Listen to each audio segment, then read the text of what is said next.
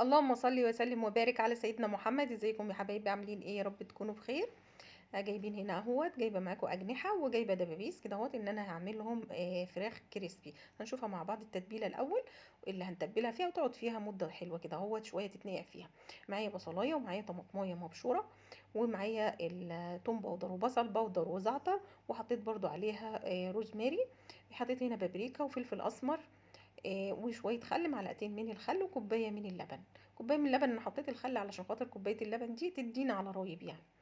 والملح طبعا بتاعها، وحطيت مكعب مرقه، لو عندك مرقه فوريه افضل بكتير تحطيها.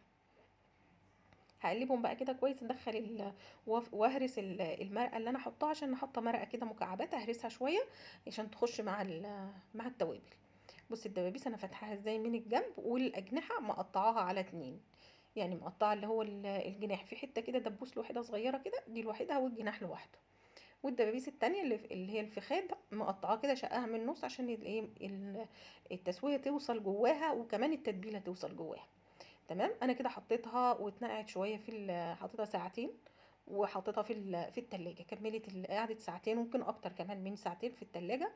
وهنا بدأت ان انا اعمل الخلطة بتاعتها. معايا الخلطة هنا هو دقيق عادي، ومعايا معلقتين نشا، ومعاهم معلقتين من دقيق الذرة. هما اللي كانوا باقيين كانوا معلقتين، وحطيتهم وحطيت عليهم نص معلقة من البيكنج باودر. هنا بقى خلاص كده حطيت ان انا هتبلها كده اهو، فقلت ايه بدل ما اعملهم كلهم مره واحده، يبقى اعمل كده اهو، احط في الطاسه على طول ان انا اقليها.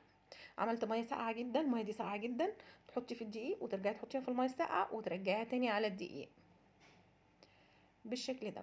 انا طبعا حاطه الزيت على النار، على نار عاليه عشان يستوي الزيت، انزلها على زيت سخن عشان ما تشربش منك زيت. انت لو نزلتي الحاجه على زيت بارد بيشرب زيت كتير. انا دلوقتي هنزلها على زيت سخن، وكمان هعملها في الجريل عشان يبقى فيه غطا ليها عشان يقفل عليها. هنا كده اهوت حطيتها كده في الجريل كده،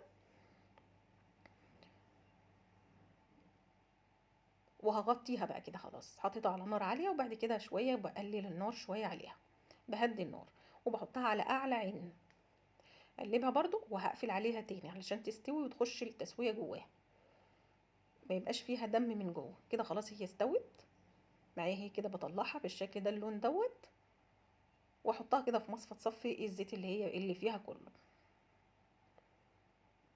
هوريها لكم بقى في الاخر واسمعكم الصوت بتاعها عامل ازاي. طالعه حتى يعني، انا سبتها شويه على بال ما خلصت الكميه اللي معايا يعني، ما اتقلت على حوالي 3 مرات يعني. هنا بعمل السلطه. بعمل هنا سلطه الكولسلو. معايا من الكرنب الابيض، ومعايا الجزر. بشرب في الخلاط عادي، مقطعهم عادي في الخلاط يعني، تقطيع كده اهوت اللي هو العادي خالص دوت. وحطيت عليهم كوبايه زبادي، وقد كوبايه الزبادي مايونيز، ومعلقتين من العسل، ومعلقتين من السكر. طبعا رشه الملح يعني احنا بنحطها، دي اساسي في اي حاجه.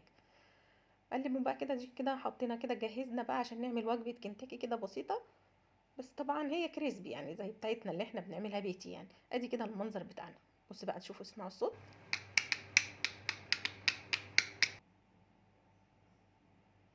هنا بقى بحاول ان انا افتحها لكم بقى كده اهوت، عشان اوريكم ان ما فيهاش دم، بس هي سخنه جدا، ما كنتش عارفه ان انا امسكها وعماله اقطعها بالسكينه.